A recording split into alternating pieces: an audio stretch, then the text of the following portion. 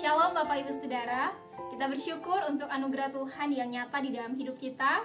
Kita boleh memasuki bulan ke-11 di tahun ini. Betapa ajaibnya Tuhan menopang hidup kita Bapak Ibu Saudara. Mari kita berdoa sebelum kita membaca firman Tuhan.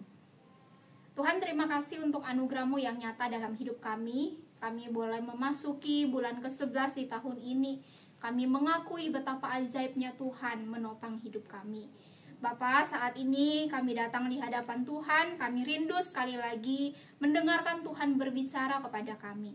Tuhan Yesus, tolong sampaikan isi hati-Mu kepada kami dan mampukan kami juga untuk menghidupi firman yang kami dengar. Di dalam nama Tuhan Yesus kami berdoa. Amin. Bapak Ibu Saudara, hari ini saya mengajak kita untuk merenungkan satu bagian firman Tuhan dari Injil Yohanes 13 ayat 31, 34, dan 35. Saya akan membaca dari Alkitab TB2 Bapak Ibu Saudara. Demikian firman Tuhan.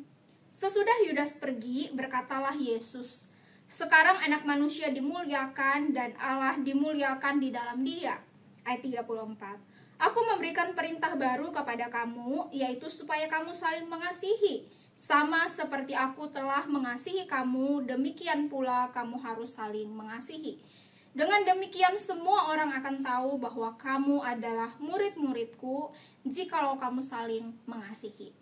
Bapak Ibu Saudara, di dalam hidup kita, saat kapan kita akan merasa dimuliakan? Menurut Kamus Besar Bahasa Indonesia, kata mulia itu berarti tertinggi, terhormat, atau terpandang. Maka sangat wajar ketika manusia itu mengejar kehormatan dunia supaya mendapat pengakuan, supaya merasa terpandang, supaya merasa terhormat. Tetapi ternyata Bapak Ibu Saudara, pandangan manusia pada umumnya tentang kemuliaan ini jauh berbeda dengan pandangan Tuhan Yesus. Bagi Tuhan Yesus, dimuliakan itu bukan berarti disanjung atau dipuji-puji. Ketika Tuhan Yesus mengatakan, "Sekaranglah saatnya anak manusia dimuliakan dan Allah dimuliakan di dalam dia," di ayat 31, yang dimaksud adalah pada saat itu Tuhan Yesus sedang menuju kematian di kayu salib untuk menebus kita manusia berdosa. Bapak Ibu Saudara, mati di kayu salib untuk menebus kita manusia itu adalah ungkapan kasih Allah bagi kita.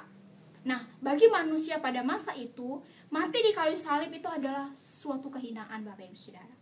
Akan tetapi dalam pandangan Allah, mati di kayu salib itu adalah sebuah kemuliaan. Bapak Ibu Saudara, dalam kemahakuasaannya Allah seringkali bekerja jauh melampaui logika kita manusia yang terbatas. Bahkan seringkali itu sangat bertolak belakang dengan pandangan dunia. Tapi itulah yang Kristus rindukan Bapak Ibu Saudara, supaya kita juga sebagai anak-anak Tuhan itu hidup berbeda dengan dunia, termasuk dalam hal mengasihi. Bapak Ibu Saudara, kalau kasih Tuhan yang dinyatakan melalui kematiannya di kayu salib itu sudah kita alami, maka kasih itu juga yang harus terlihat dalam hidup kita sebagai anak-anak Tuhan. Kalau dunia mungkin mengajarkan kita untuk mengasihi supaya, mengasihi jika, mengasihi karena, tetapi sebagai anak-anak Tuhan kita dipanggil untuk mengasihi meskipun. Tuhan Yesus mengingatkan pada bagian ini bahwa mengasihi itu merupakan identitas kita sebagai orang-orang yang telah menerima kasih yang dinyatakan melalui pengorbanannya di kayu salib. Bapak Ibu Saudara, melalui saling mengasihi, dunia dapat melihat Kristus dinyatakan. Tentu saja, dunia membutuhkan kasih yang nyata, bukan hanya sebatas perkataan atau teori saja. Saya mengakui Bapak Ibu Saudara, mengasihi itu tidaklah mudah, apalagi mengasihi orang-orang yang menurut kita sulit. Tetapi saya percaya selama Tuhan masih memberi kita kesempatan untuk hidup, itu artinya masih ada kesempatan bagi kita untuk bertumbuh dalam hal mengasihi orang lain. Khususnya dalam konteks ini, mengasihi sesama saudara seiman.